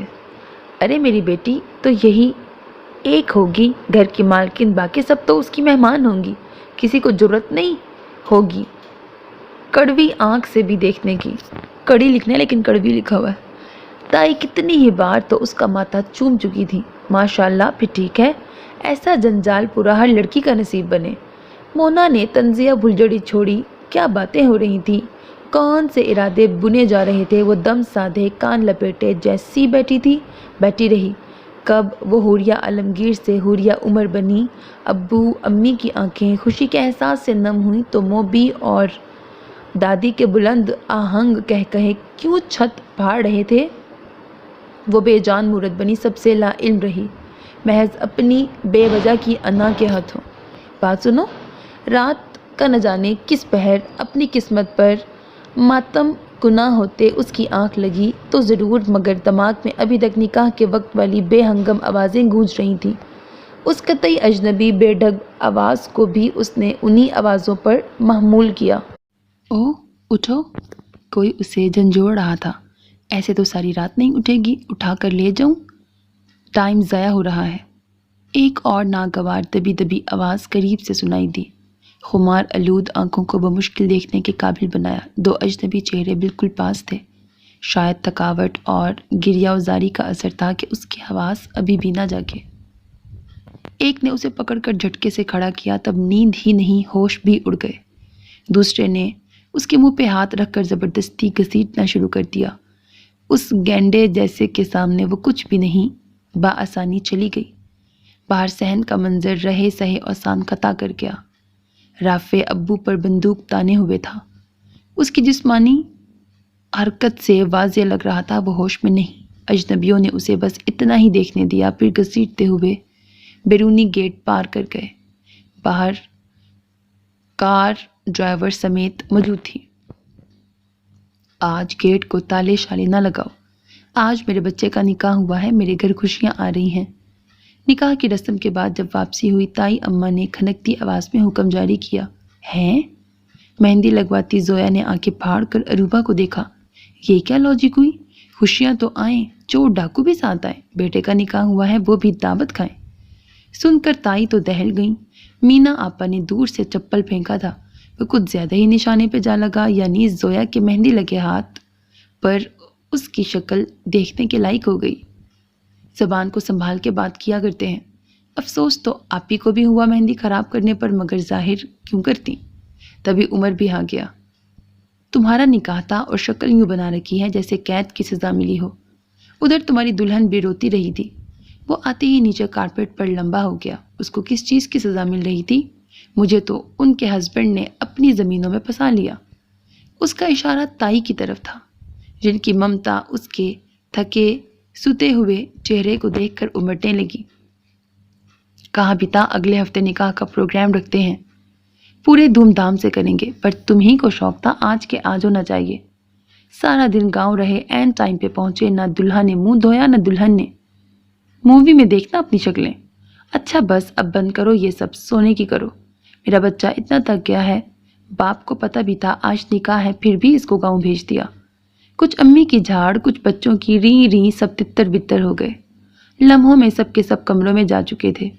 उमर सोफे पर नीम दराज टीवी के चैनल घुमा रहा था। गर्म दूध और फौरन सोने की हदायत देने के बाद ताई भी अपने कमरे में जा चुकी थी।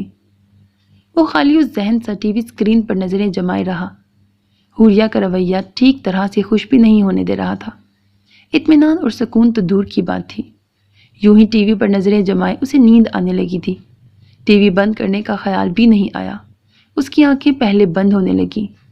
अचानक अजीब किस्म की आवाज़ों ने फौरन नींद का जोर तोड़ा था। यूं ही लेटे लेटे उमर ने महसूस किया आवाज़ें चचा के पोर्शन से आ रही थीं, जैसे धक्कम पेल की होती हैं, हाथापाई किस्म की। टीवी ऑफ करता वो तेज़ी से वहाँ भागा। सहन में मोबी और राफे गुत्थम गुत्था थे। बंदूक नीचे गिरी पड़ी थी। चचा करीब ही व्हील चेयर पर बेबसी की तस्वीर बने बैठे थे। उमर ने भागकर राफे की गर्दन दबोची थी। साथ ही मोबी को अपने पोर्शन में मौजूद ताया और अपने भांजों को बुलाने के लिए दौड़ाया था। मैंने उसको उठवाया है, मेरी मंगेतर है वो, उसका निकाह किसी और से क्यों हो।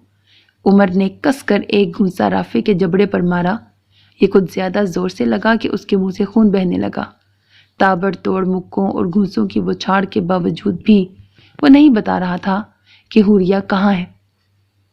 ताया ताई के साथ दस्तगीर चचा भी आ गए थे।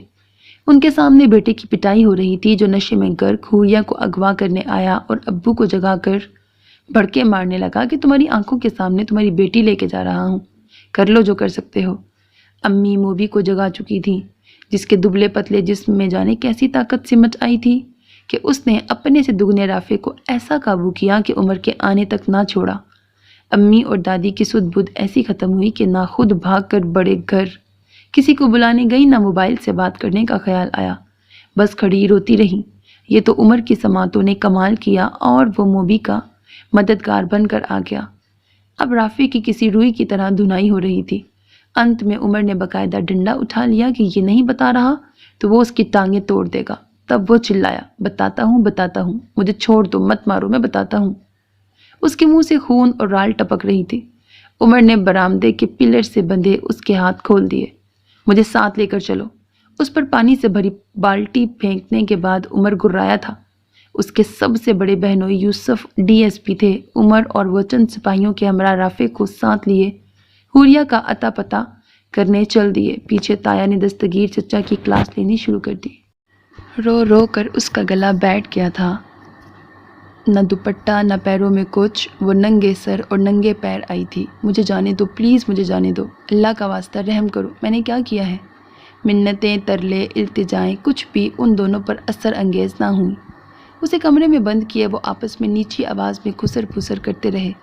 रात शायद जल्द ही सुबह के उजाले में बदलने वाली थी, यानी उसकी किस्मत की स्याही खुद रात बनने वाली थी। वो इतना रोई कि अब आंसू भी नहीं निकल रहे थे। भाई प्लीज़ मुझे जाने दो, प्लीज़, अल्लाह का वास्ता। और जब उसे यकीन आ गया कि अब सब ख़त्म, जो 20 साल ज़िंदगी में देखा जिया वो पीछे रह गया। अब ज़िंदगी नया और तकलीफ़ दे मोड़ मुड़ने लगी है। तब बैरूनी दरवाज़ा टूटने और बहुत से कदमों की आवाज़ उभरी। पुलिस अल्लाह की मदद की शक्ल में आन पहुंची थी। साथ उमर और राफे भी थे। जो जहर अपनी माँ भाइयों के खिलाफ तुम्हारे दिल में था, वही तुमने अपनी औलाद के अंदर भी भर दिया। तभी तो उसने आज हमें डसा। तुम जैसे शैतान की औलाद शैतान ही हो सकती है। आराम से, आहिस्ता। ताई ने बेसाख्ता ताया का बाजू हिलाकर ठंडा करना चाहा, जिनकी कुव्वत बर्दाश्त जवाब दे चुकी थी। हुरिया की बखैर आफियत वापसी के बाद भी सभी उनके पोर्शन में मौजूद थे। यास्मीन चच्ची भी आ चुकी थी और सूरत हाल की नज़ाकत को समझे बिना बहुत बुरी नागवार शक्ल बनाए हुए थी। राफे इतना लहूलुहान था कि देखकर उनका खून खौलना ही था। दादी बे आवाज़ रोए जा रही थी। امی، زویا، مینا آپی اور لبنہ باجی اندر حوریہ کے پاس تھی، جسے کچھ دیر پہلے لگ رہا تھا کہ آنسو ختم ہو گئے، مگر گھر واپس آ کر اپنوں کی شکل دیکھ کر اتنا چیخ چیخ کر روئی کہ ابو اور تایا تک رو دیے۔ مسلسل بے آرامی اور رونے کی وجہ سے اسے بے حد تیز بخار ہو گیا تھا۔ یہاں بھی ارجنٹ ڈاکٹر دستیاب ہو گئے۔ لبنہ باجی کے خاوند کی شکل میں، جن کی تجویز کردہ دوائیں عمر اس وقت لینے گیا ہوا تھا۔ جتنا ہم نے اچھا بننے کی کوشش کی، جتنی نیکیاں کرنے کی کوشش کی، تم نے اتنا ہمارے منہ پر تھوکا، اتنا ہی ہمیں بدنام کیا، ہمیں ستیلا نہ جانے کیا کیا نہیں مشہور کیا۔ ہم نے پھر بھی برداشت کیا، چپ رہے، مگر یہ حد کہ تمہارا بیٹا اپنے ہی خاندان کی عزت کو زک پہنچانے تک آ جائے بہت زیادہ ہے۔ تایا بہت باروب تھے، مگر یوں غصے کا اظہار کم کم کرتے تھے۔ دستگیر چچا سے نظریں ملانا دشوار ہو رہا تھا۔ یاسمین چچی کی تیوریاں ضرور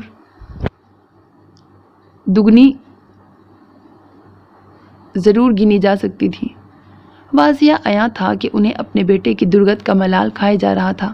حوریہ پر کیا بیتی اس کی انہیں فکر نہیں تھی۔ اب یہی ٹھیک ہے، تم نے ستیلا غیر بننا چاہا، میں تمہیں ستیلا اور غیر بناتا ہوں۔ آج کے بعد تمہاری ہماری ختم۔ نہ تمہارے گھر میں سے ہمارے گھروں میں آنے کی کوئی جرات کرے گا، نہ ہمارے گھر کا کوئی تمہارے گھر جائے گا۔ ہم مر گئے ایک دوسرے کے لیے۔ میں نے بہت نیک نیتی سے کوشش کی تمہیں ساتھ لے کر چلنے کی، تمہارے شکوے شکایتیں دور کرنے کی، ضرورت سے زیادہ تمہارا پیٹ بھرنے کی۔ اس کے باوجود بھی تم عورت کے اشاروں پر چلتے رہے، ہم پر کیچڑ اچھالتے رہے، اور اب جب ہماری عزت کے در پہ ہو گئے ہو تو بس ختم۔ تایا کی بھاری آواز میں کہے گئے الفاظ نے دستگیر چچا کو سر اٹھانے کے قابل نہیں چھوڑا۔ جس وقت وہ اور چچی رافع کو سنبھالے گھر کی دہلیز پار کر رہے تھے، دادی کی دبی دبی سسکیاں اونچی ہوتی جا رہی تھیں۔ وہ ماں تھی، بیٹا پہلے بھی انہیں کم عزیز نہیں تھا، آج بھی اتنا ہی پیارا تھا، مگر دل پہ پتھر رکھ کر انہیں ناراضگی دکھانی ہی تھی۔ روشن چمکتی ہوئی ٹھنڈی دھوپ، کالج کے وہ جانے پہچانے کوریڈورز اور دور پروفیسرز کے ساتھ کھڑا عمر، اسے سب کچھ بالکل نیا، اجلا اور اچھا محسوس ہوا۔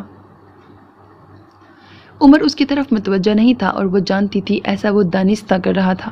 اس کے اغوا کے بعد سے دونوں کے بیچ بول چال بند تھی۔ وہ تایا کے گھر کئی گھنٹے گزار آتی، اول تو عمر ہوتا ہی نہ، یا آ بھی جاتا تو مکمل طور پر نظر انداز کر دیتا۔ آج کالج میں بھی یہی ہو رہا تھا۔ رزلٹ کے بعد نئی کلاسز کے آغاز سے پہلے آج ان کا ٹرپ جا رہا تھا۔ اسے بالکل بھی خواہش نہیں تھی جانے کی، مگر سب نے اصرار کر کے بھیجا کہ اس سے اس کا ذہن تھوڑا بڑھ جائے گا۔ اوئے، سر عمر بھی جا رہے ہیں، رکشی ہانپتی ہوئی اپنے ساتھ گویا خوشخبری بھی لائی۔ وہ چونک کر حواسوں میں لوٹی، اسے خود کو بھی نہیں پتا تھا، اور وہ اتنی دیر سے ٹکٹکی باندھے عمر کو دیکھے جا رہی تھی۔ خوش تو یوں ہو رہی ہو جیسے سر عمر تمہاری خاطر جا رہے ہوں۔ راشدہ کو رکشی کی خوشی کچھ خاص نہیں بھائی، سوچنے میں کیا جاتا ہے۔ رکشی نے گردن اکڑائی، یوں بھی کمپیوٹر کے پیپر میں عمر نے سب سے زیادہ اسے نمبر دیے تھے۔ وہ اگر ایسا سوچ لیتی تو یقین کرنے والی بات بھی تھی۔ بدھی دھوئی تھی صبح؟ راشدہ نے بھویں چڑھا کر بالکل دشمنوں کی طرح رکشی کو دیکھا۔ دھلی ہوئی بھی لگ رہی ہے اور میک اپ زدہ بھی، نصرت نے ہنستے ہوئے اپنا ٹھیک انداز بتایا۔ واقعی رکشی نے میک اپ کر رکھا تھا۔ حوریہ چپ چاپ ان کی سنے گئی۔ عمر صرف اس کے لیے جا رہا ہے، یہ بات وہ ان کو کہاں بتا سکتی تھی۔ پیپرز کے بعد عمر یہاں سے فارغ ہو چکا تھا۔ آج وہ ان کے ساتھ جا تو ٹرپ پہ رہا تھا، مگر اپنی گاڑی پر۔ ایک دو پروفیسرز بھی اس کے ساتھ بیٹھ گئے تھے۔ کالج بس کے پیچھے اس کی گاڑی روانہ ہوئی تھی۔ سارا رستہ راشدہ رکشی پر چوٹ کرتے نہ تھکی۔ سر عمر کی گاڑی دیکھ کر تمہاری بانچیں کھل گئیں؟ کوئی تمہیں بٹھانے کے لیے لائے تھے؟ جلنے والے کا منہ کالا۔ آج رکشی کو کچھ بھی برا نہیں لگ رہا تھا۔ اللہ کی شان، اسی نوک جھوک میں سفر کٹنے کا پتہ بھی نہ چلا، مگر واپسی کا سفر کسی سزا جیسا ہو گیا۔ یوں تو دونوں شہروں کا فاصلہ 3 گھنٹوں سے زیادہ کا نہیں تھا، مگر ایک تو انہیں واپسی آتے آتے دیر ہو گئی، پھر یہ مشہور زمانہ روڈ حسب معمول بلاک تھا۔ نتیجتاً ساری بسیں قطار در قطار ٹریفک کے پیچھے رکتی گئیں، اور اب رات کے 11 بھی بج چکے تھے۔ اب کیا ہوگا؟ لڑکے سارے نیچے اتر چکے تھے۔ لڑکیاں بھی ایڈونچر کے شوق میں زیادہ پریشان نہیں تھیں، مگر حوریہ سراسیما ہو گئی۔ انتظار؟ راشدہ کو اپنی بیٹیوں کی فکر تھی جنہیں وہ ساس کے حوالے کر آئی تھی۔ یقیناً اتنی دیر کی واپسی پر ساس نے گنجا تو ضرور کرنا تھا کہ اس عمر میں چونچ لے۔ حوریہ نے شیشے کے پار نظر دوڑائی۔ اس کی کلاس کے لڑکوں کے علاوہ باقی لوگ بھی ٹھہرے تھے مگر عمر نظر نہیں آ رہا تھا۔ حوریہ کے چہرے پر ہوائیاں اڑنے لگیں جب گھڑی نے 1 بجایا۔ یار کوئی کوشش بھی نہیں کر رہا یہاں سے نکلنے کی؟ وہ حقیقتاً پچھتا رہی تھی۔ کیسے کوشش کرے؟ آگے دور تک کی تار ہے، مگر کسی تک اس کے دل کی بات پہنچ چکی تھی۔ وہ بس تھی، ٹرک تھا یا کوئی ویگن؟ اندازہ لگانے کی مہلت ہی نہ ملی۔ جیسے ہی گزری اس کی بس کی کھڑکیوں کے شیشے تڑا تڑ ٹوٹ گئے۔ بلند آہنگ چیخوں کی ایک سیریز تھی جس نے سڑک پر موجود ساری ٹریفک کو ہلا ڈالا۔ عمر، عمر! اور لڑکیاں صرف چیخ رہی تھیں۔ وہ نہ صرف چیخی بلکہ زور زور سے روتے ہوئے پکارنے بھی لگی۔ پروفیسرز اور چند سٹوڈنٹس پہلے ہی بس پر چڑھ آئے تھے۔ اس زوردار پکار کے بعد عمر جہاں کہیں بھی تھا دوڑتا ہوا بس میں چڑھ آیا۔ وہ ابھی تک کانوں پہ ہاتھ رکھے عمر عمر کہے جا رہی تھی۔ ہورا! اس کے بالکل نزدیک آ کر عمر نے دھیمی آواز میں پکارا تھا۔ وہ اس کا ہاتھ پکڑتی فوراً کھڑی ہوئی تھی۔ میں نے نہیں رکنا یہاں، مجھے گھر لے چلو۔ وہ زور زور سے روئے جا رہی تھی۔ ساری بس کو سانپ سونگھ گیا۔ سب ٹھیک ہے، میں ہوں یہاں، اوکے؟ اس کے برعکس عمر حواسوں میں بھی تھا اور سب کی موجودگی کی وجہ سے قدرے جھجکا ہوا بھی۔ لڑکیاں لڑکے حیرت بھری نظروں سے انہیں دیکھ رہے تھے۔ راشدہ، رکشی، نصرت بالکل شاکڈ کہ کیا ماجرا ہے۔ نہیں، مجھے ابھی گھر جانا ہے، ابھی۔ اس نے ابھی بھی نقاب کر رکھا تھا۔ موٹے موٹے آنسو نقاب بھگو رہے تھے۔ عمر کو اس کے خوف کا بخوبی ادراک تھا۔ وہ کچھ عرصہ پہلے ہی تو بھیانک ترین حادثے سے گزری تھی۔ اوکے اوکے، میں کرتا ہوں کچھ، تم آرام سے بیٹھو۔ عمر کے ساتھ نے اتنا حوصلہ دیا کہ اس کے آنسو تھم گئے، جبکہ اپنا ہاتھ عمر نے خود نامحسوس انداز میں چھڑوایا تھا، مگر وہ پھر بھی بیٹھی نہیں کھڑی رہی۔ سر، میں حورا کو اپنی گاڑی میں بٹھاؤں تو کوئی مسئلہ تو نہیں ہوگا؟ وہ سر درانی سے پوچھ رہا تھا۔ اور مسئلہ ہی نہیں، سر کی آنکھوں میں استعجاب، تشویش اور شک ایک ساتھ پھن پھیلائے کھڑے تھے۔ سر، یہ میری کزن ہے، میرے سگے چچا کی بیٹی، اور اتنا کہہ کر عمر نے اسے دیکھا، قدرے ہچکچایا اور پھر بولا، ہمارا حال ہی میں نکاح ہوا ہے۔ آپ پرنسپل صاحب سے بھی کنفرم کر سکتے ہیں، وہ جانتے ہیں اس بارے میں۔ اس بار صرف راشدہ، رکشی اور نصرت کے نہیں، اکثر لڑکیوں کے منہ کھل گئے، اور سر نے کیا کنفرم کرنا تھا؟ 2 بجے کون سا پرنسپل جاگ رہے ہوتے؟ البتہ انہوں نے سر ہلا کر ٹھیک ہے ضرور کہا تھا اور معاملہ الٹ ہو گیا۔ عمر جھجکا، شرمایا سا آگے آگے اور وہ ادھر ادھر یا اپنی کسی سہیلی کی طرف دیکھے بغیر مطمئن اور پرسکون سی اس کے پیچھے بس سے نیچے اتر آئی۔ لڑکیوں نے شیشوں سے گردنیں نکال نکال کر انہیں دیکھا کہ خبر ہی نہیں یہ جوڑی بھی انہیں اچھی لگ رہی تھی، اور واپسی کے دوران دل ہی دل میں جھومتا عمر سوچ سوچ کر خوش ہوتا رہا۔ کیا گلا دور کیا ہے حوریہ بیگم نے، کالج تو کیا سارے جگ کو بتا دیا کہ ہم آپ کے ہیں کون، اور وہ اس کے دل کی حالت سے بے خبر شیشے سے سر ٹکائے محو خواب رہی۔ آپ ابھی تک 3 بجے عمر کو گھر بلایا گیا۔ وہ دوستوں کے جمگٹے سے نکل کر جیسے ہی گھر میں داخل ہوا، پہلی نظر لان میں موجود نصرت، راشدہ پر پڑی۔ وہ تینوں آج شادی کی مناسبت سے تیار ہوئی تھیں اور اچھی خاصی لگ رہی تھیں۔ سر، آپ ہمیں گھر سے نکال رہے ہیں؟ لال لپسٹک سے رنگے ہونٹ لٹکا کر راشدہ نے بڑی بے تکلفی سے ناراضگی جتائی تو عمر ہنس پڑا۔ میرا یہ مطلب بالکل نہیں تھا، آپ بے شک کل ولیمہ تک یہیں رک جائیں۔ نہیں خیر، وہ تو ہم پھر آ جائیں گے۔ مزید بے تکلفی پر اس بار رکشی نے زور سے کوہنی ماری تھی۔ کیا ہے، بھائیوں جیسے ہیں؟ راشدہ نے آنکھیں دکھائیں، ہتھیلی سہلانے کی اشد ضرورت محسوس ہو رہی تھی۔ جی بالکل بہن ہے یہ میری، ماشاءاللہ سے 10ویں۔ جی سر، 10 کہیں، ویسے آپ کو 10 مل گئی، شادی مبارک ہو۔ عمر نے گہرا سانس لے کر 10ویں بہن کی باتیں سننے کے لیے خود میں مزید توانائی بھری۔ راشدہ کی زبان کا اعتبار نہیں تھا، کتنا اور کہاں تک کھلنی تھی۔ شکریہ، آپ نے کھانا کھایا؟ جی سر، اسی لیے تو رکے ہوئے تھے۔ رکشی کی کوہنی ایک بار پھر اس کی پسلی سہلا گئی۔ عمر نے ہونٹ بھیج کر مسکراہٹ دبائی۔ ویسے آپ کی بہن نے نہیں کھایا؟ آپ نے کھلانا تھا نا, آپ خود کھلا دیجیے گا. وہ ٹھنکی. عمر کان کو جانے لگا, برا پھنسا تھا. اب چلو بھی. اب کے نصرت نے دوسری پسلی کو مشک ستم بنایا. راشدہ کو یہ بے تکلفی مہنگی پڑ رہی تھی. ویسے سر آپ نے اچھا نہیں کیا, ہمیں نہیں بتایا تھا. وہ 10ویں بہن والا پورا حق وصول رہی تھی. کیا؟ عمر واقعی نہیں سمجھا. یہ کہ 10 آپ کی کزن ہے اور میں کیسے بتاتا. حوریہ نے بہت سی دھمکیاں دی تھی. اچھا تو آپ ڈر گئے محبت میں. راشدہ کا کہا اتنا اونچا پڑا کہ عمر بھی گھبرا کر ارد گرد دیکھنے لگا. بہنیں ساری دلہن کے چاؤ اٹھانے میں مصروف تھی. سر آپ نے نا وہ ہونے کا پروف ابھی سے دے دیا. وہ کیا؟ عمر کے کان پھر سے کھڑے ہوئے. راشدہ سے کچھ بعید نہیں تھا. کہہ دے جھورو کا غلام. راشدہ نے وہ کا خلاصہ کیا. نصرت کی کوہنی پھر سے پسلی پر پڑی. آپ دنیا کے ہر شوہر کو اپنے شوہر سے مت میچ کیجیے. عمر نے مسکراتے ہوئے سچی سی چوٹ کی تھی. راشدہ نے ہنستے ہوئے سہی. سر اب ہم چلتے ہیں, بہت رات ہو گئی ہے. یہ تو ویلی ہے.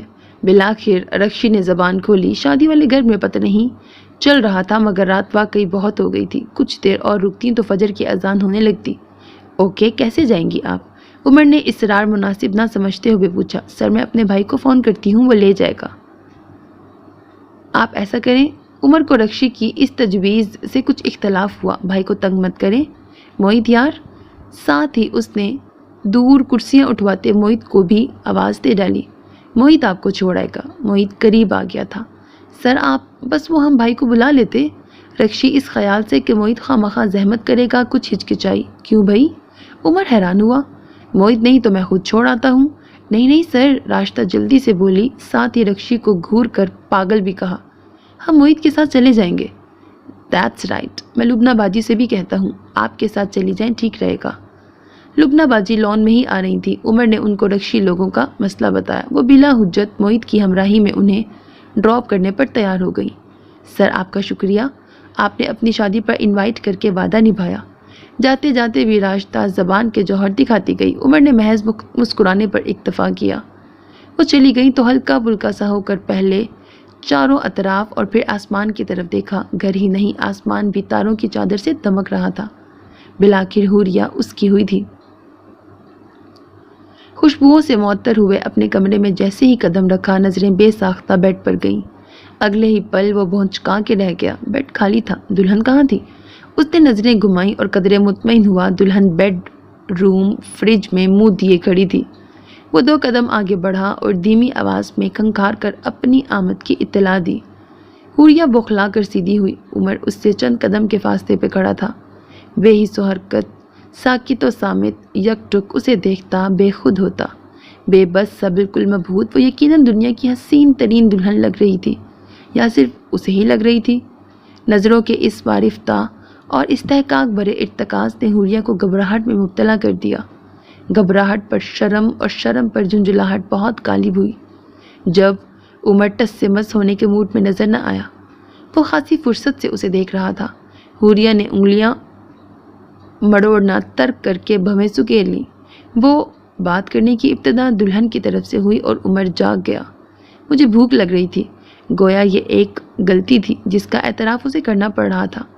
عمر کے لبوں پہ مسکراہٹ رینگ گئی. پھر کچھ لیا کیوں نہیں؟ فریج میں جوس, فروٹ, سلائس, بٹر سب کچھ موجود ہے. عمر اسے بغور دیکھ کر بولا. اس نے منہ بنا لیا تھا. ہاں, پر یہی سب کچھ میں 4 دنوں سے کھا رہی ہوں. نہ اپنے دلہن ہونے کا اعزاز کا مان, نہ سامنے کھڑے دلہا کے جذبات کی فکر, نہ اس نئے بندھن کی نزاکت کا احساس. وہ بڑی معصوم سی شکل میں اپنی پریشانی بتاتی عمر کے دل میں اتر گئی. اچھا؟ عمر نے یوں سوچنے میں ٹائم لیا جیسے بڑا مسئلہ آن پڑا ہو. پھر مبہم مسکراہٹ کے ساتھ اپنا ہاتھ آگے بڑھاتے ہوئے بولا. اگر تم مجھ سے دوستی کر لو تو میں تمہیں ابھی باہر لے جا کر تمہاری مرضی کا ڈنر کروا سکتا ہوں. حوریہ نے قدرے مشکوک ہو کر اسے دیکھا. اپنے لفظوں کی طرح اس کی شکل پہ بھی نرماہٹیں تھیں. آنکھوں میں محبت کے علاوہ کوئی پیغام نہیں تھا. حوریہ نے نظریں چرا کر بری طرح سے انگلیاں چٹکانا شروع کر دیا. عمر ایک بار پھر اسے فرحت و محبت سے دیکھے گیا. ابھی؟ وہ بے یقین تھی. ہاں ابھی. عمر کا انداز قطعی تھا. سب باہر. یہ پریشانی بھی بجا تھی. کچھ سو چکے تھے, کچھ سونے کی تیاریوں میں تھے. عمر نے نظروں کی گرفت برقرار رکھی ہوئی تھی۔ وہ اس کی انہی نظروں سے خائف یہاں وہاں اوپر نیچے دیکھ رہی تھی، صرف اسے نہیں دیکھ رہی تھی۔ اچھا، بلاخر دل آمادہ ہوا کہ بھوک بہت حاوی ہو رہی تھی۔ ٹھیک ہے، میں چلتی ہوں۔ ابھی بھی اسے دیکھے بنا مثبت اندیا دیا۔ عمر مزے سے ہنسا۔ نظریں چرانے کی یہ مشق بھی خوب تھی۔ وہ اس پہ بھی ظلم کر رہی تھی اور خود پر بھی۔ وہ اسے دیکھتے دیکھتے سیر نہیں ہو رہا تھا اور وہ اسے دیکھنے سے ہی گریزا تھی۔ ہاتھوں میں لاؤ ہاتھ۔ عمر ابھی تک منتظر تھا۔ حوریہ نے تھوڑی سی ہچکچاہٹ کے بعد مہندی، چوڑیوں، انگوٹھیوں سے سجا ہاتھ اس کے ہاتھ میں دے دیا، جسے بڑے دل سے عمر نے تھاما۔ وہ قدرے سرخ پڑی، لیکن اچانک ہی وہ بولی، اس کا مطلب یہ نہیں کہ تم مجھے اچھے لگنے لگے ہو۔ بڑا غیر متوقع جملہ تھا۔ عمر نے سنا، غور کیا اور پھر زور سے ہنس دیا۔ محاذ عجلت میں جیت کس کا نصیب بنی تھی، یہ تو حوریہ کو خود نظریں چرا کر چھپانا پڑ رہا تھا۔ میں ایسا نہیں سمجھ رہا ہوں، لیکن ہنسی روک کر وہ دھیمے سے کہنے لگا، میری محبت میں دم ہوا تو تمہیں اچھا بھی لگنے لگوں گا اور تمہیں مجھ سے محبت بھی ہو جائے گی، ہے نا؟ حوریہ سے کیا جواب بننا تھا؟ پہلے نظریں چرا رہی تھی، اب ہاتھ چھڑا کر دونوں ہاتھوں میں چہرہ بھی چھپا لیا، گویا اعتراف محبت پر پردہ گرا دیا۔ عمر اس ادائے خاص پر سرشار ہوتا ہنسنے لگا تھا۔ ختم شد۔ سو میرے عزیز listeners, this was the end of the novel. Hope that you like it. اپنا بہت خیال رکھیے گا نیک تمناؤں کے ساتھ۔ اللہ حافظ۔